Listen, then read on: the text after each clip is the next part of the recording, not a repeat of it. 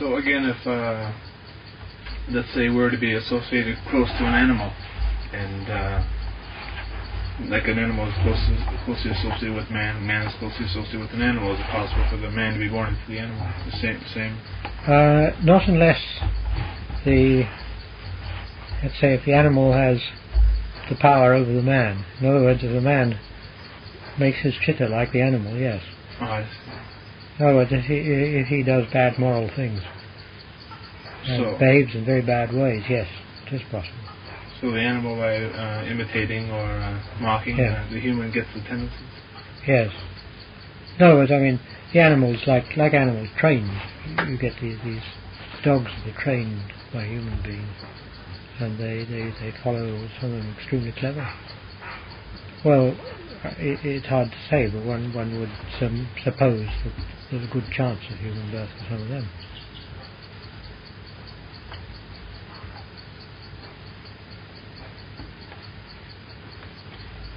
But I mean, for a wolf out in the wild, what chance is it? Its nature is wild. It's not human nature at all. So let's say a wolf were to be, we have another birth. What kind of birth would it? This is a possibility. Oh, the most probable is a wolf. That's the most probable. Yeah, because that's what it knows. And eventually maybe it has a chance to be something else. I mean, there's no certainty in this. It can go anywhere, but the probability is just the same thing. Again. So probably if you have a man, it's to be a man again. Yes, but it is said that the average person who does not very good actions, is morally not very good, tendency there is to be born as preta very often. That's the sort of, they call them the hungry ghosts. This is often the case with human beings, I believe, but this is just what they say. I don't know. I can't make much comment about that. I read something where the Buddha said the way to be reborn in the heavens was through controlling one's anger, practicing generosity, giving. Oh yes, general moral and behavior. Yes. Keeping the precepts. Yes. That if who would have written that book that you were reading? Was it a book on Buddhism? It was there's a large collection of the Buddhist talks. Yes, the thing is, you haven't seen any of the Tipitaka, have you? I'm sorry? Tipitaka, do you know that? Oh, no. Tipitaka. I read that. I looked it up again today, but I forgot. The Tipitaka is the books, the ancient books of Buddhism. They've been mostly been translated. And the thing is that it's a huge collection. I mean, there's about, I think in the Thai edition there's something like 40 or 50 volumes. And the thing is, in this there are many suttas, sort of discourses which the Buddha gave. And he gave all sorts of talk about pretas, ghosts, about the way of Dhamma, about endless things of that sort. And it would seem, I mean, historians have sort of probed into this, and it would seem that the origins of this almost certainly were the Buddha. Doesn't seem to be much doubt about it. They've been edited, but it's so voluminous that quite a lot has got through, even through the editing. If like in some of the religions there's a god, or in Christian religion you have the God and you have the Lord Jesus Christ who is here. Then Buddhism you have the Lord Buddha. Is there a God or any belief in? That's difficult to answer because it depends what one means by God. God isn't. You see, I mean. Meaning God, I mean the creator of all things. Yeah, even that's not very easy, because when you're getting to that level, you're dealing with things that are rather outside the scope of language. I mean, for instance, if we use the word chair. Well, okay, if you don't know what a chair is, I can point to one and say, this is a chair. Yeah, that's easy enough. But what do you do when you come to the word God? You can't point to one. And I mean, we have to ask ourselves, where did this word God come from? Where did we get it from to begin with? And when one looks at that, one realizes one was probably taught this by one's parents. And when you said, well, if you ever asked the question, who is God? They said, oh, he's a big man up there. Something of that sort. And so you said, oh, that's okay. That sounds a bit like my dad. So there you are, you see. The idea comes like that, and one gets the concept. And this concept gradually gets sort of refined, a bit polished here, modified there, and you build up what in fact is a symbol within oneself. And that symbol equates with God. But when one questions, is there any real entity apart from myself corresponding to this symbol? Well, it depends very much what that symbol is, doesn't it? And the same is true of the Creator. I mean, if you ask about what is meant by a Creator of this world, then you've got to first of all to say, what is this world? And what is meant by creating this world? And what is meant by time? Because creation means something that happened a long time ago. And all these things are a very questionable point. And in fact, the whole thing is so hedged around with difficulties that you can't really give any proper answers to them. You can't say there isn't a God, because it depends how a person defines the word God. Nor can you say there is one, really, because where can you see it? Where can you show it? In what way? I mean, if there's a God there which doesn't influence us in any way, then it's exactly to us as though he wasn't there. And if he does influence us in any way, then you have to ask, in what way does he influence us? And you then have to ask, well, this influence, couldn't it be explained in some other way other than by a God? And so the whole question becomes very doubtful. The idea of God, I mean, if the Christians believe in God, that's fair enough. And I don't think it does them any harm to believe in it. It's probably a very good thing. I mean, it's a lot better than believing in some of the nonsense that goes about the world nowadays. And in Christianity, the general teaching on morality is pretty good. I don't think one needs to quarrel with their ways there. And if a person really practices Christianity and tries to do it as it should be done, they'll be a very good person. Christianity, I would say, if it's practiced properly, will get someone to where it's intended to, the heaven realms. They'll get there. But as far as we're concerned in Buddhism, that's not enough. Because all things are changeable, impermanent. They don't last. And if you get to the heaven realms, it doesn't last. It may last a long time. But in the end, you go away from that. Or a very short time. Mostly they reckon very long. The bhikkhus who've had experience of this, and who've, as they say, talked with these devas, they say that their things they talk about are things that nobody nowadays have got living memory of. The time span seems to be quite extraordinary. Is it possible? This is all I can tell you. I mean, and this is what people who've talked to them say. So it's possible, like this may be a heaven from another realm. Which? I'm just saying, some other sort of being, or he moved up to another realm. He moved up to betterment or improve himself. So this may be, in fact, his heaven. Yes, well, yes, the heaven realms are, in fact, they're said to be the realms superior to this earth in happiness. I mean, one can see what is the type of person who gets to these realms. There are people on this earth who can say they are the type. I mean, you can take one example. What's her name? Mother Teresa in India. That's the sort of person who goes to the heaven realm. She's a very good person, and she's done a great deal of good. I mean, the person who does good, the person who's most affected by that good is oneself. Is the person himself. Because whatever actions one does, one has to do it by volition from oneself, and that volition alters one. Because of that, one should be careful of one's actions. At the same time, about weaknesses. Yes.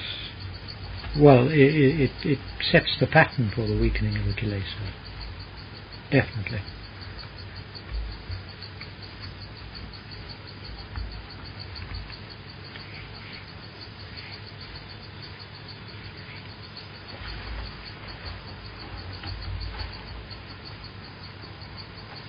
I think what Russ was saying, it's more idiomatic than anything else. It's that someone who's, let's say, been in hell for a long time, and then he experiences a human birth, that would be like heaven for him. Yeah, I mean, considering the earth today as a heaven from something of a lower. Yes, the only thing is that when a person leaves, particularly the lower realms, it seems there isn't much memory of it.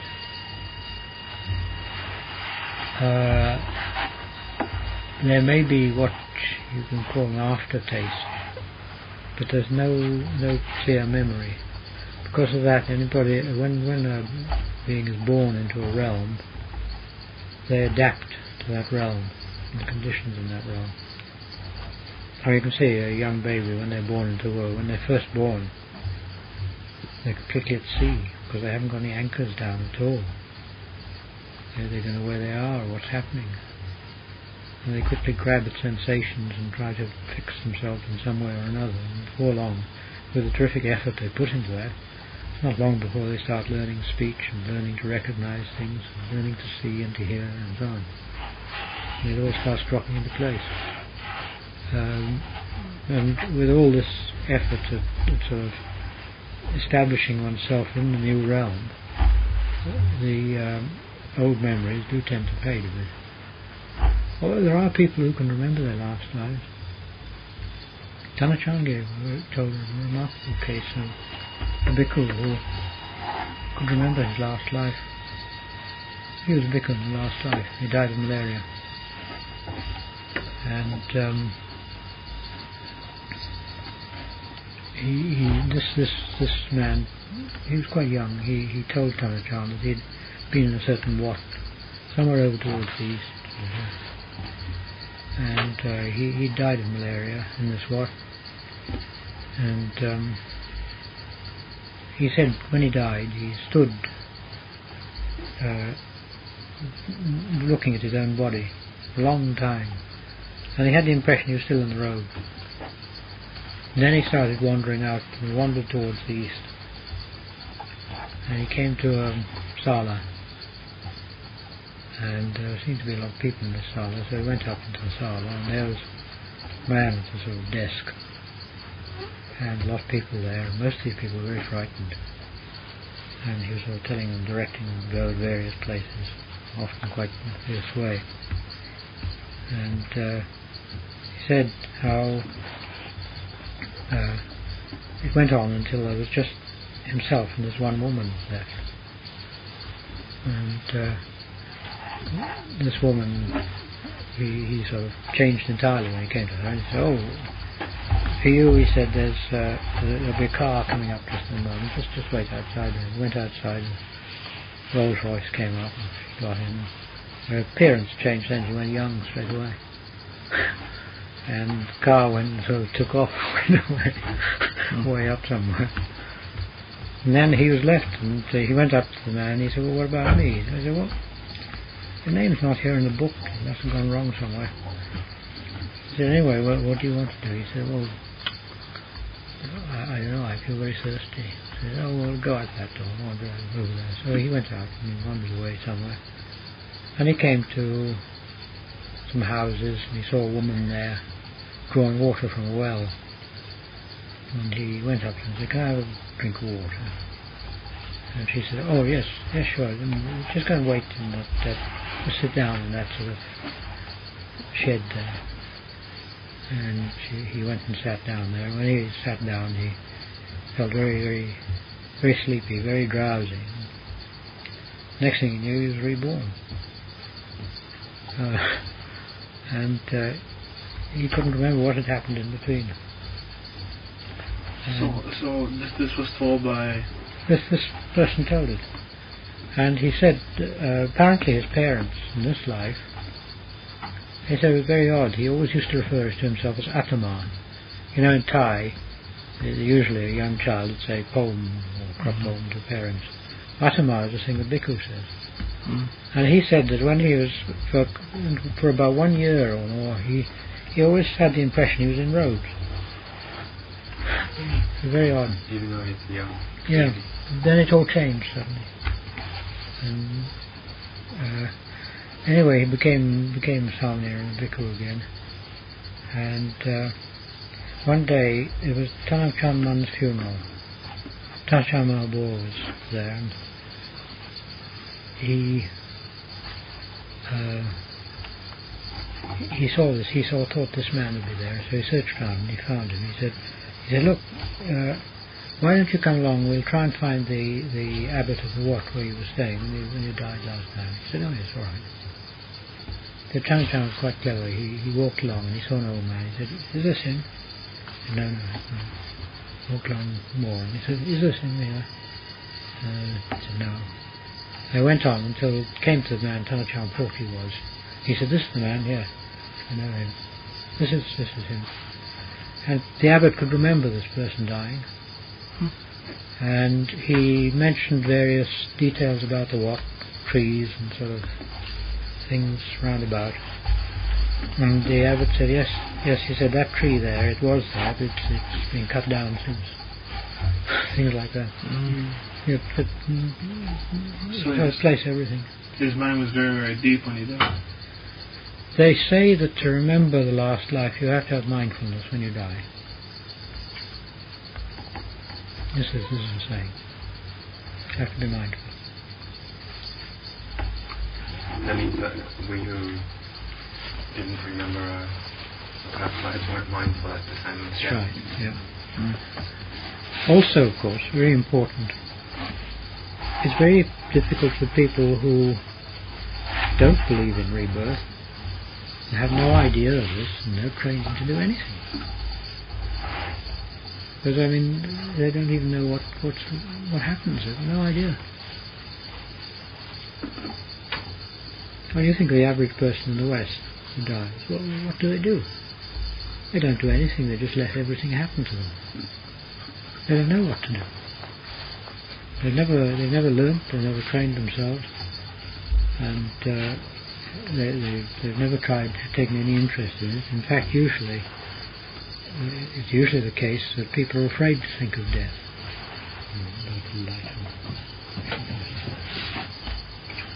People are afraid to.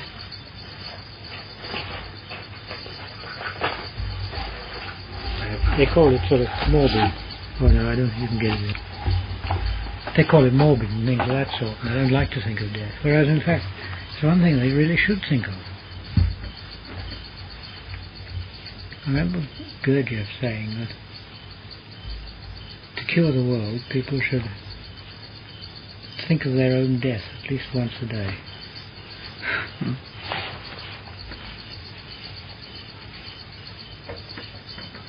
There's one more thing. Can let's say someone who is very mindful or is very deep concentration, that can he see into the minds of other people? Or? This is a faculty. Ajahn Mun had this ability. But the thing is, one has to look at one's own mind and think what's in it most of the time. Now, is it worth looking into the minds of other people? I mean, what is the average person's mind? It's a garbage can. Why should anybody want to be looking into it all the time?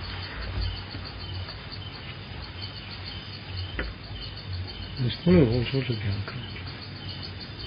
So people who have this ability, they're not likely to be prying around. You know, people are afraid that they'll be prying around into my mind.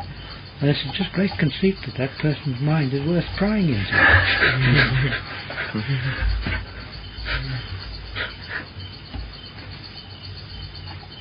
It reminds me of what I heard in South America, how in a country in which foreigners living there, their mail was always opened by the secret police, you see. They didn't do it in any subtle way, and it was practically torn open. In fact, it was the case that if your mail wasn't opened, it was rather offensive because it meant you weren't even worth having your mail opened. It's a bit like that, really.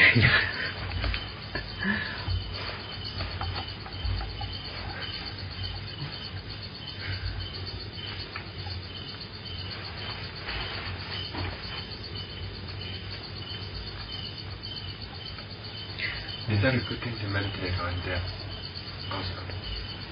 Death is said to be the meditation of a person who is very intellectual.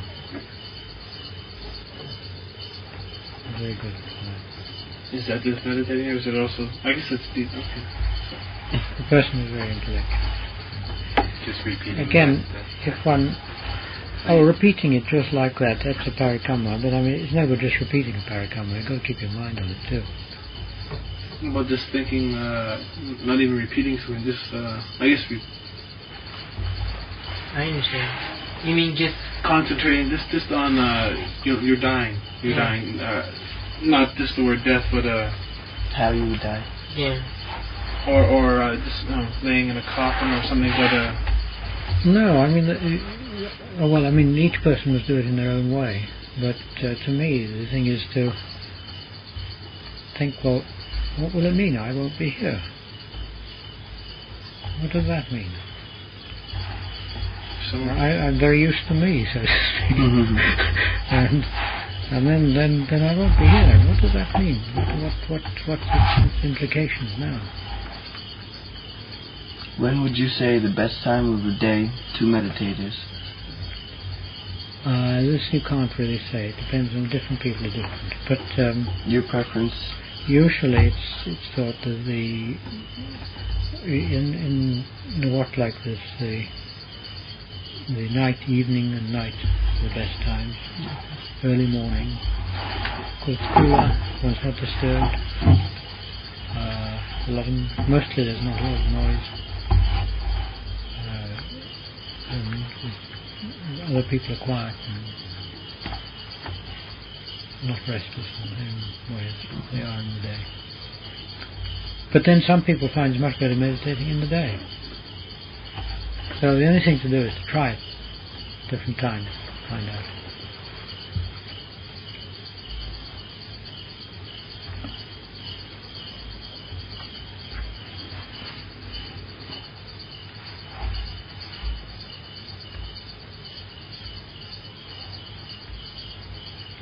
What's it today? Sunday. You're off on Wednesday. It's Saturday. Saturday, is it? Oh yeah.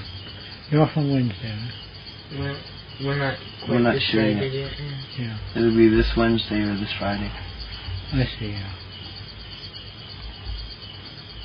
Mark and Bill are going home in a few weeks, actually, so. Yeah.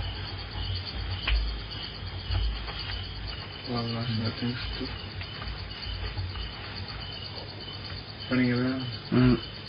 Talking about that, whenever, like right now, I've been away from home for 9 months, and I'm starting to get the anxiety of going home, and that's kind of cutting in on my concentration and meditation, because I can concentrate for maybe 10 minutes and my mind wanders, and next thing you know I'm thinking about home again. Yeah. What would be the best cure for that? Just effort. Keep bringing it back to the meditation practice. It's the only thing, really. You can, if you like, reflect how thoughts about home are not home. That you think about all the things you're going to do and say, now, when you get home, will you do those things? Will you say them? In fact, when you usually the things one thought that one's going to do, one never does. To realise that it's not a real thing. These thoughts about home are just shadows, clouds. There's nothing real in them. And try and bring it back to the present as much as you can.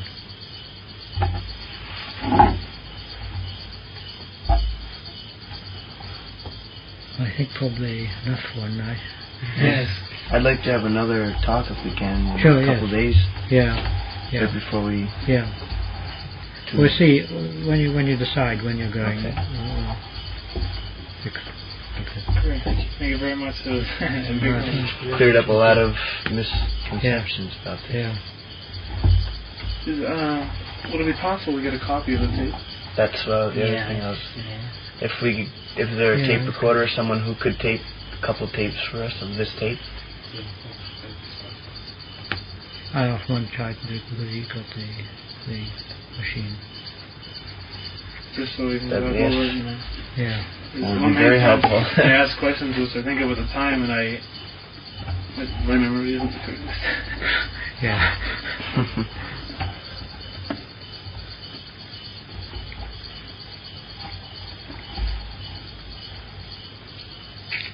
Okay.